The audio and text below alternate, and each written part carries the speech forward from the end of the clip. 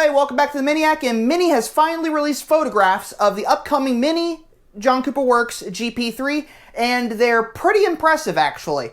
I am really surprised how this car looks. I think it looks fantastic. We already kind of knew what this car was going to look like, but I think it came out pretty good. There are things that I wish they had done differently, like the fairings and the wheels and a few other little things like the concept car, but otherwise the car came out fantastic, and I think it's going to be an interesting vehicle. Now naturally, they are not doing a manual gearbox for this car. It's going to have an 8-speed Steptronic transmission, 8-speed sport automatic, whatever you want to call it. It's also going to have the 301 horsepower 2-liter turbocharged engine with 331 foot-pounds of torque, the same exact engine that's in the John Cooper Works Clubman and Countryman, making this car technically not the fastest Mini ever built, fastest production Mini ever built, but because this car weighs about 800 pounds less than the John Cooper Works Clubman and Countryman, that would make this Mini, in fact, the fastest Mini ever built, the fastest production Mini ever built. So, as we can see in the pictures, this is going to be a phenomenal little car. It has lots of red accents all over the place, gigantic rear wing, new fairings on the sides, new rear bumper actually, so I'm wondering if that might be a preview of things to come for the rest of the Mini lineup. I do know that the front grille on this car probably is a sign of what's going to happen with the Mini lineup for the 2021 model year. So overall, it's a fantastic looking vehicle. If you notice, it has no sunroof, obviously, no rear seat, but instead of the decorative stress bar that the GP2 had, this car has a functional stress bar in the back. This actually is a piece of structure for this car. So that's phenomenal. It also has a different exhaust system. It has a mechanical limited slip front differential.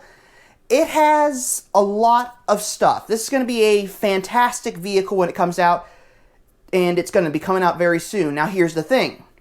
The ordering for this car has already started, if you are a current GP or former GP owner.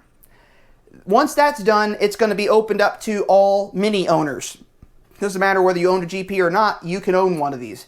And then after that, it's going to be opened up to the general public. So anyone can buy this car at that point. Now, it's going to be front-wheel drive, so it's not all-wheel drive like I had hoped.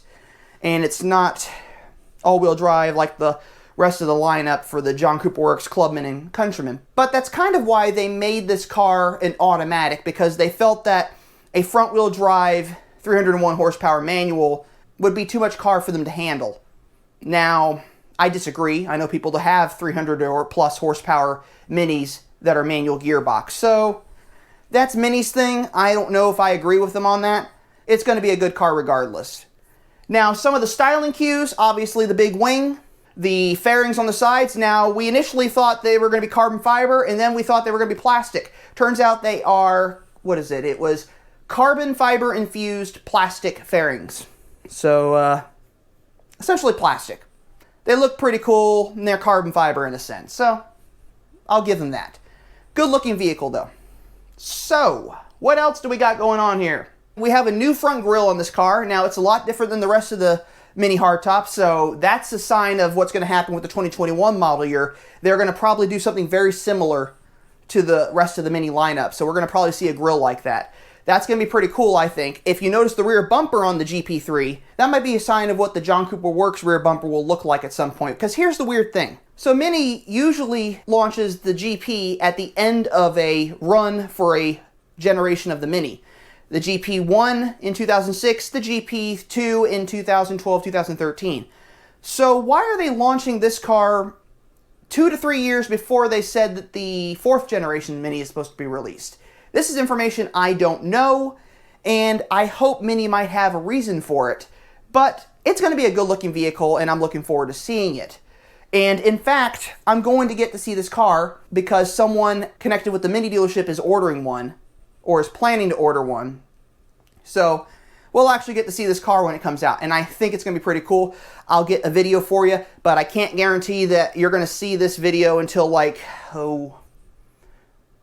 sometime late spring, early summer, because the car is supposed to enter production maybe in March, but that might not happen. It might enter production later. It's going to have the new digital instrument panel, which is going to be trickled down to the rest of the Mini lineup, so all of them are eventually going to have that. I love the styling, but I think Mini could have taken this car just a bit further and made it a little bit more dynamic, made it a little bit more bold. They could have gone even further than this, but unfortunately, it's usual the same thing with concept cars. The concept car never ends up being what the production car is. You saw this with the Toyota Supra and a few other vehicles out there, but obviously the GP3 concept looked far more insane than the production GP3. Now, I was hoping for more horsepower because Mini said this is going to be the most powerful Mini ever built. So, I don't know why they didn't go further than that. It's 301 horsepower in the US, 306 in Europe, but it's a neat looking vehicle. The pictures say a lot about it.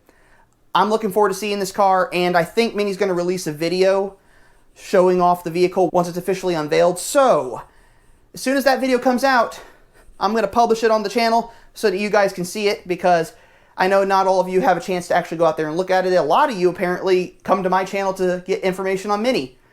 I appreciate that. I'm not the guru, as it were, when it comes to Minis. I don't know everything about them. I know enough. I know enough to give you guys information, and I usually have something written down so I can give you that information.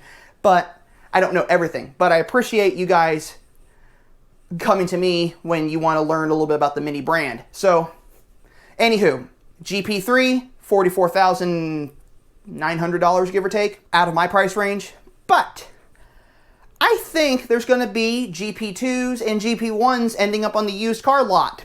So, I'm thinking I might have to go buy a GP2. But I don't know when. I obviously don't have the money right now as I'm selling my race car. So, I don't know. That being said, if you want my race car, it technically is built like a GP2. It is completely stripped down and ready to go fast. So, it kind of is like a GP2. But I'm selling it because money's a little short right now, and I have other plans. And those plans could entail another Mini at some point, possibly trading in the Clubman for something else. Who knows? But in the meantime, I hope you enjoyed this little video. I hope you enjoyed these pictures right here. And if you enjoyed this video, leave a like below. Don't forget to comment. I read your comments and I will respond back, providing they're not mean. And if the comments are mean, you can be sure I'm going to give you a sarcastic remark or a sarcastic reply. So I just want to thank you all for watching, and I'm going to remind you all before I let you go, because you're not leaving yet until I have a chance to say this, that life is too short to drive a boring car. So as always, drive a Mini.